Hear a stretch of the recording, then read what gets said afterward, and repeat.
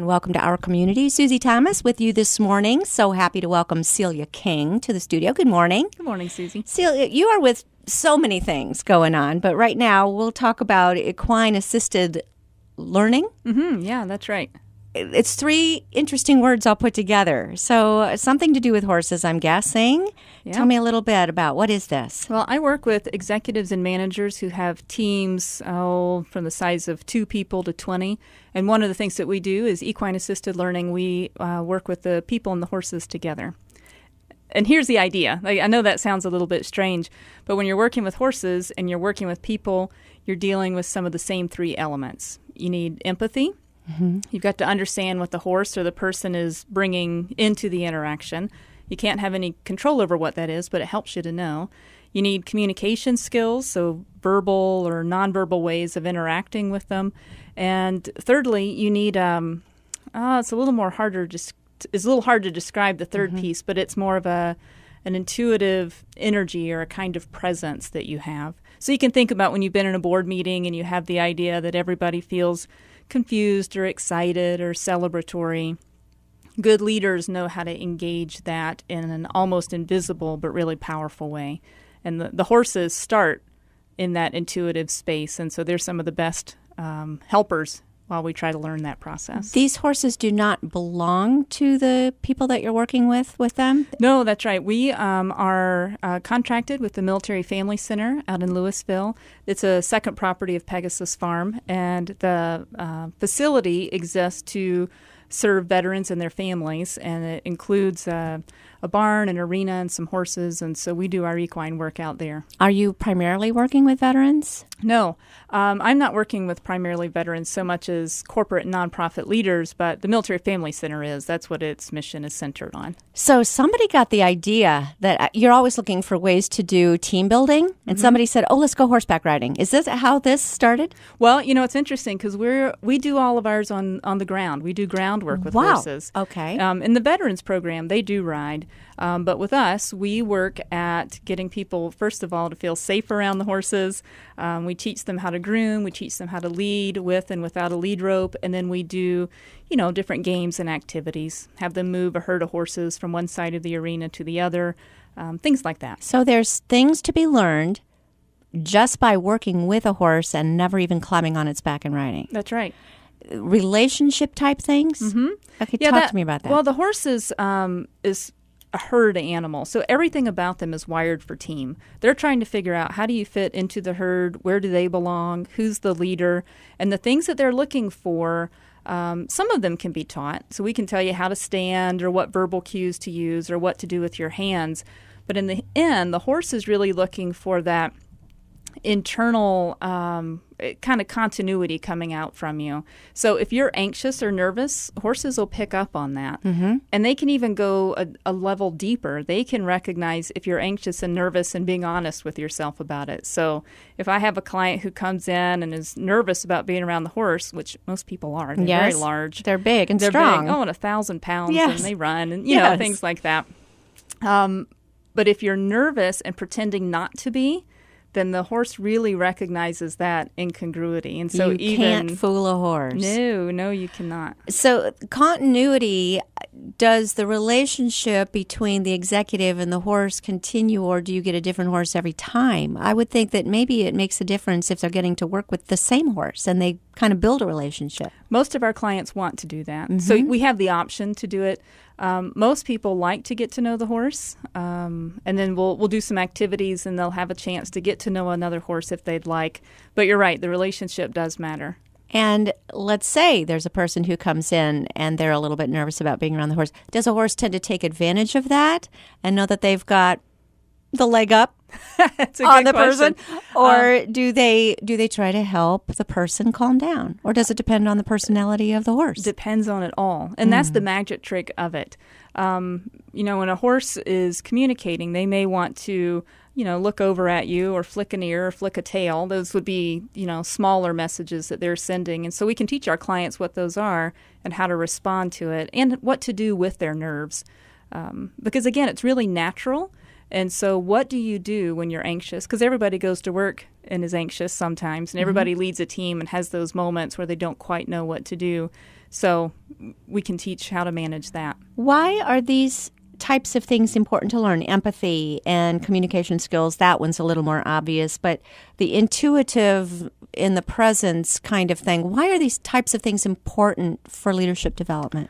One of the things people most want from a leader is to feel safe.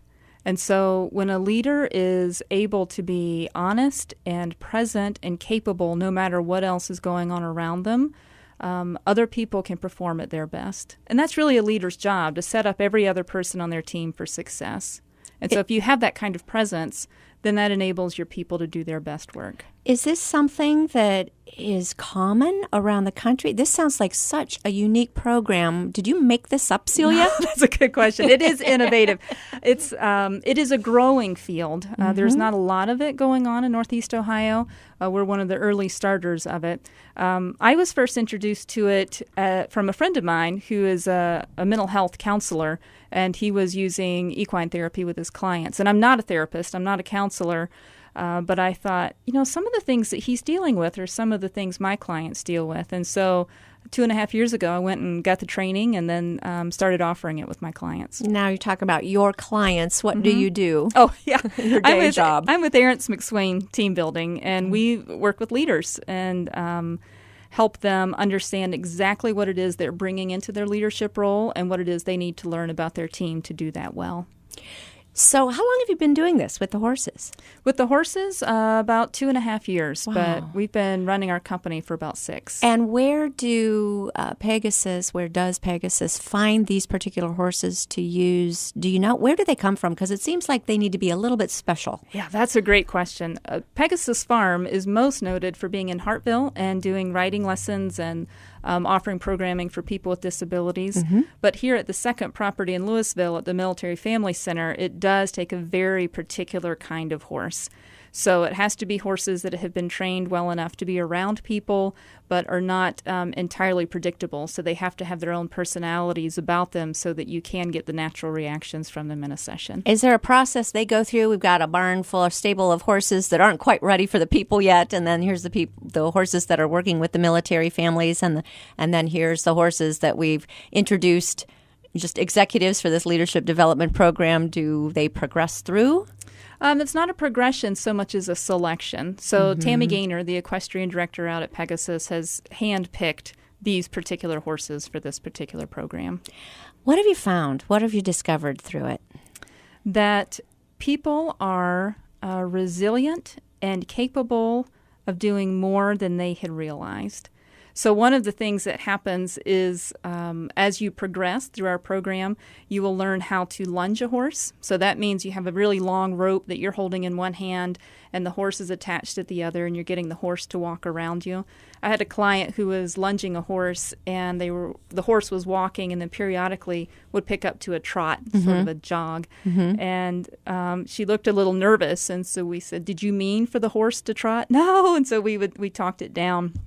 Told her what to do, and this happened a few times. And so then I asked, "Hey, what are you thinking about when the horse picks up the trot?"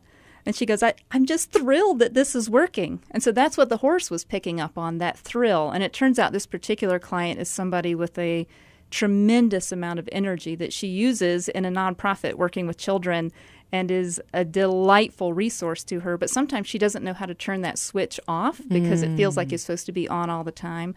And so then in that interaction, she realized, oh, this is something I can have control over. And so even developing that internal, almost invisible way that we know exists, but we don't have very many ways to access or develop. So even like on the job, she might feel like she was about to get run over because she's got things moving too quickly. And this was able to teach her how to slow it down and turn off that switch, That's right. so to speak. And turn it back on when it's needed to. When you're ready to. How often do they meet? We are running programming that runs about 12 sessions, and some clients come every week, some every other week, depending on what they're needing in the in-between times. I'm really curious about some of the feedback. I love hearing the stories like that one you just told. What's some of the feedback you've gotten from some of the other executives who've been in We've the program? had people come through and say, oh, I realized this about me for the first time, even though I have heard people tell it to me over and over. So when a horse shows you something to be true, it's hard to really get defensive about it. That horse doesn't care about your age or your credentials or your job title. It's just getting a read for you in that particular moment. So can I give you another story? Please. I was working with two executives who are both very creative, innovative, independent-minded, would both say that they are strong team participants, and they are. People who would work with them would say the same thing. And they were doing an activity where they each had a horse and were to get the horse to stand inside a box, which was just marked off on the ground. And as they got one horse in, the other person and the second horse, they were just having some trouble. And so as the whole story unfolded, before it was all said and done, they realized, as independent and as innovative as I am and as much as I think I'm a team player, in the end, I didn't help the other person get in. I had my job done and was just waiting for them to finish. Standing around waiting. Mm-hmm. And so then they managed to go, wait, this is what's happening on this project we're working on. And then they were able to reorient their schedules, change how they're talking on the phone. They created a whole list of different questions and ways that they were checking in with each other. And all of that came from the realization of the horse. Are they coming up with this themselves, or do you have a time where you debrief? Like, what did time with the horse teach us about the way we are in the office? Well, that's the trick of it, is the good facilitation. So if they were just out there with the horses and didn't have somebody watching and raising questions, they may have missed it. So good facilitation watches very closely what's happening with the horse and with the people and that interaction, and then raises the right questions. And then in the end, it's the client who makes the connection to, this is what was happening internally for me, and this is what I need to work on, and then they can design a plan together. Can anyone do this? They contact you and sign us up. This sounds really cool. Yes, that's right. How do they do that? That's arentsmcswain.com is our website. We also offer a free 10-minute phone consultation. Some people just want to talk and see what a thing is before they commit to it. We can also do demos. There's lots of ways to get in the door. Some people listening may have some horses, and they're saying, hey, maybe I could just start the same thing. Is that possible as well? Or is there something special about your group that you wouldn't just want anybody saying, hey, come on over and play with my horse for a little while. It'll really help you on the job. Right. Thanks. No, I wouldn't do that without the training and the facilitation. There are always two facilitators, somebody who is the consultant piece, someone like me who is trained in the leadership, the team, the communication skills, and then there's always an equine professional. So for me, that's somebody who is on staff at Pegasus, who's on site and working with the horses. Remind me how you got involved with this. Well, I started volunteering at Pegasus maybe 3 years ago and was really impressed with what happened with just being around horses and what it means for everybody involved there. So between that and talking to my friend who had been a mental health counselor working with horses, I just couldn't help but go get the training. Because most of my work at Arents McSwain started by working with the Myers-Briggs personality indicator, doing coaching and team building workshops with that. And it's an excellent tool. We still use it a lot, still love to use it. It's very logical, so I can teach you what you need to know to be able to logically make sense of any interaction you have. But we know that relationships aren't just logic. They are that invisible, gut-oriented connection. And I needed something like that to offer my clients because that's what they were missing. And there's just not a lot of ways to engage that. And just what is it about horses that offers us that? I don't Why not know. dogs? I mean, it's horses. Sometimes my clients say that being around horses has that same experience. It's almost like standing on the beach where you feel really small and insignificant, but also really connected and part of something bigger all at the same time. Anybody who's around horses speaks to that. I think Winston Churchill, I think I'm giving credit to the right person, said the outside of a horse is good for the inside of a man. Oh, that is a wonderful place to stop. We'll just take a pause right there. We're visiting with Celia King, talking about equine assisted learning, which is amazing. Where can they reach you? arentsmcswain.com, 330-904-4177. And we're going to be back after these words. You're listening to Our Community.